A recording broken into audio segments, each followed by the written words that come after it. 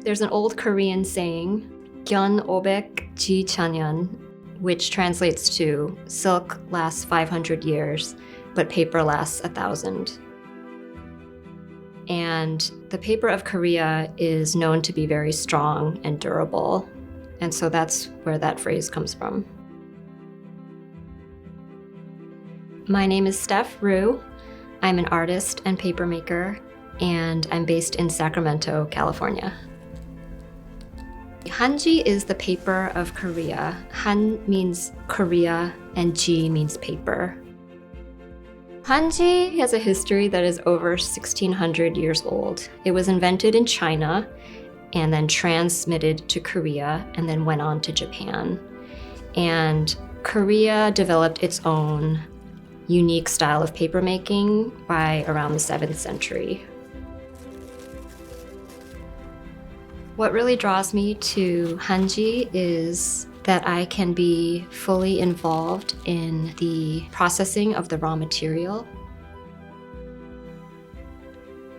And it allows me to connect to my ancestors. It allows me to connect to the materials around me and to nature. Hanji is made out of the paper mulberry tree. It grows naturally in Korea, in fields, by creeks, mountainsides, and it's a very strong and durable tree. And so that's why sometimes people say that Hanji reflects the spirit of the Korean people, delicate yet strong and resilient.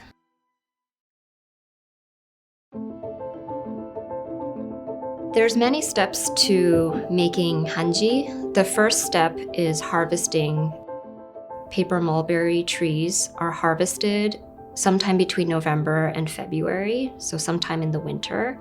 And the trees are cut at an angle close to the ground.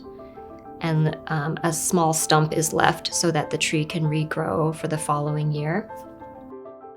And then these trees are gathered together in large bundles and taken to the mill for the next step, which is steaming.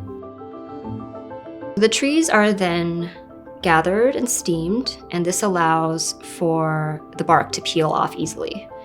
And the inner cores are discarded while the bark is tied into bundles and then are dried in the sun.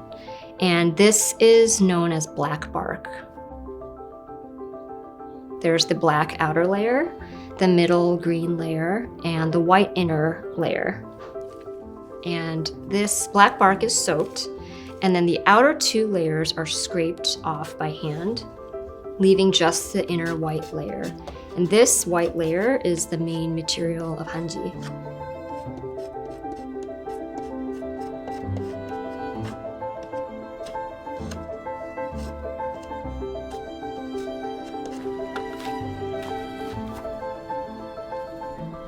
After scraping, the white bark hangs to dry until it's ready to be processed for cooking.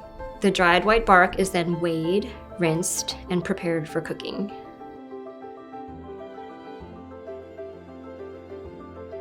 The fiber is cooked for a few hours in a solution that helps break it down and takes away impurities. And traditionally, this solution was made by burning the stems of various plants and creating a wood ash lye. But these days, most paper makers use a synthetic solution made out of soda ash. The cook is very important to ensuring that the fiber is properly processed.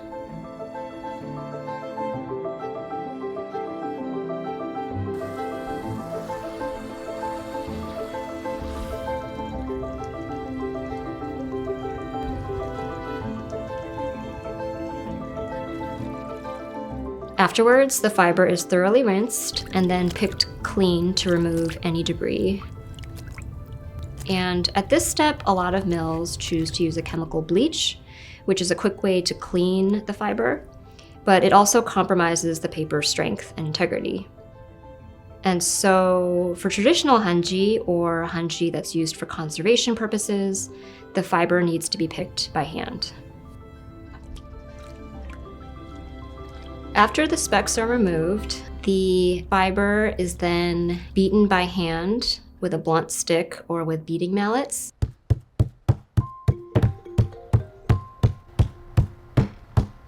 And this is done for anywhere from 30 minutes to an hour. And this literally processes the fiber into a pulp. And this process is different from a Western-style beater, which cuts the fiber. Rather than cutting the fiber, it just macerates the fiber. Finally, the vat is ready to be prepared with water and fiber, along with an additional raw material called formation aid. Formation aid is a viscous solution that gets added to the vat and slows down the drainage and allows for more even sheet formation.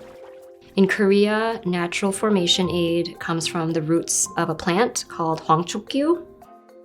And this is a big reason why hanji making traditionally happened in the winter, because this raw material is a natural material and would spoil in hot weather. But these days, most mills and paper makers use a synthetic version of formation aid.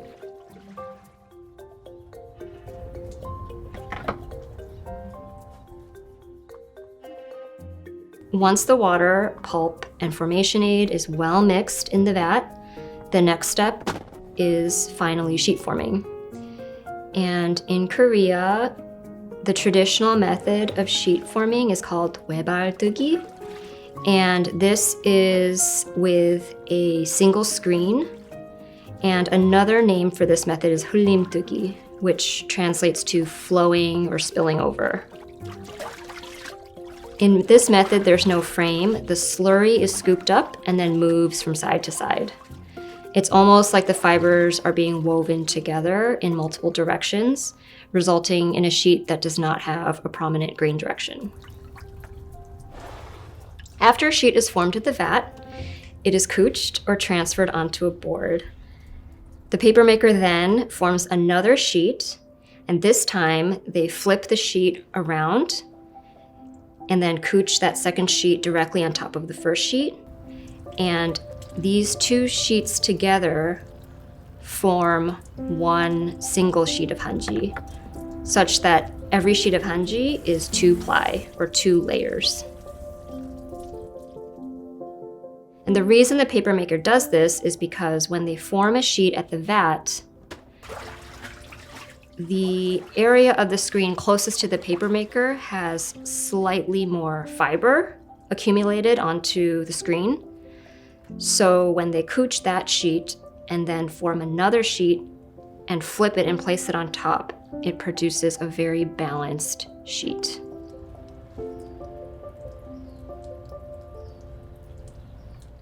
Once the post is finished, it's pressed under weight overnight.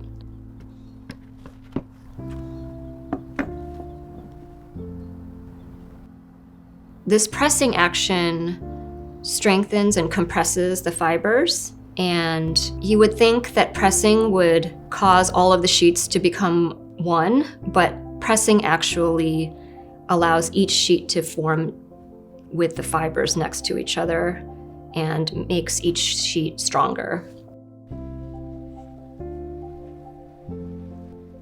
Usually the next day, each sheet is separated one by one.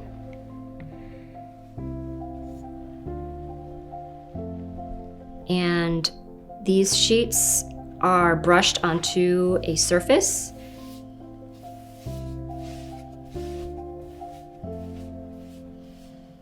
Traditionally, a wooden panel, or these days, many mills use a heated stainless steel surface for drying. Here in Sacramento, the climate is pretty dry, so on a hot sunny day, paper dries a lot faster. One final step is called dochim, which prevents excessive absorption, irregular ink spread, and pilling on the surface of the sheet. And it makes the sheet smooth, uniform, and lustrous.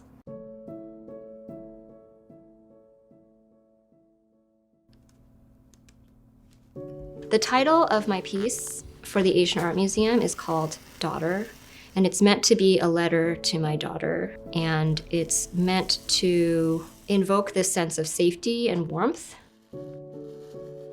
For the Asian Art Museum, I decided to make a quilt that was inspired by a set of bojagi that I saw in the archives of the Asian Art Museum. These 3 bojagi were made for a bride who was preparing to get married. And so I was really inspired by this idea of using scraps to make something really precious and beautiful and a gift. I knew that I wanted to use this form to make something for my daughter.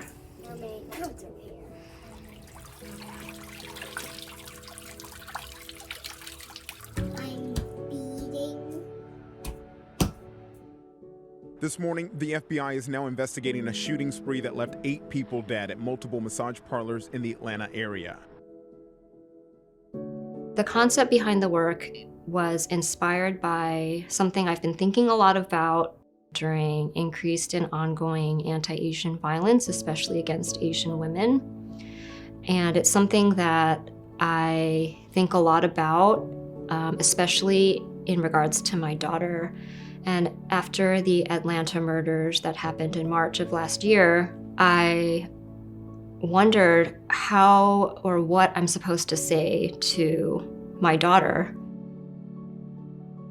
What kinds of ideas of safety I want to instill in her, and what does it mean to be safe, and who deserves to be safe. I wanted to include photographs of my daughter's great-grandmothers, grandmothers, and of me, so that she could see this connection that she has to this lineage of strong women in her family, and that would help her understand that who she is and where she comes from.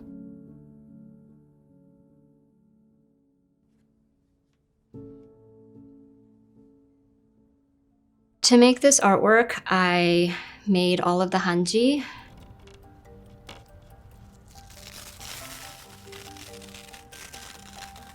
Then I colored it using persimmon juice. This is called kanmul.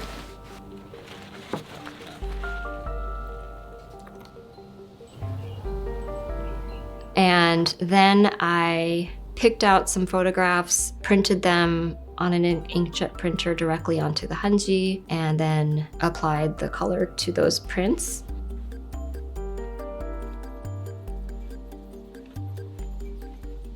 I also cut pages out of an old Korean and English Bible and then colored those pages with persimmon juice.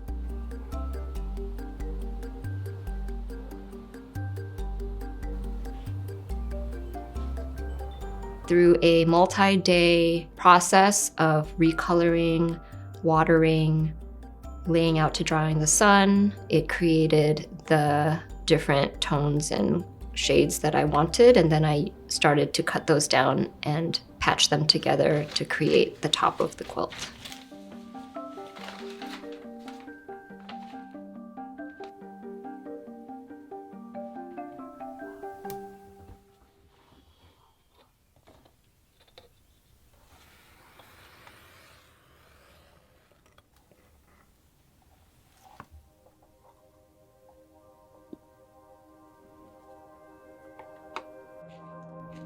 Another method that I did with the Hanji was to create some texture to the paper by scrunching it up, and this process is called junchi, and it sort of transforms the paper and makes it more felt-like and almost turns it into a fabric. For this piece, I wanted to incorporate weaving, so I cut strips of Hanji, and I actually cut an image of one of my grandmothers and cut it into strips and then used that to weave this image that is incorporated in the quilt. And There's some other weavings also incorporated throughout the quilt. And so something I like to incorporate in a lot of my work is weaving or sewing, stitching, and really try to push the boundaries of what is paper, especially given how strong Hanji is.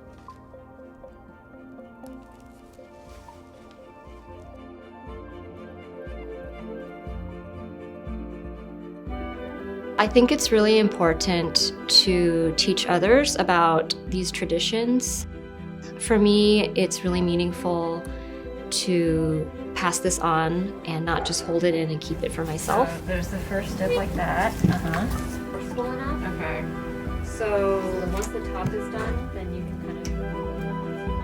There's different dyes. My hope is that people grow to appreciate this art form and to know that this is a craft that needs to continue. Good job. And that it is alive and well.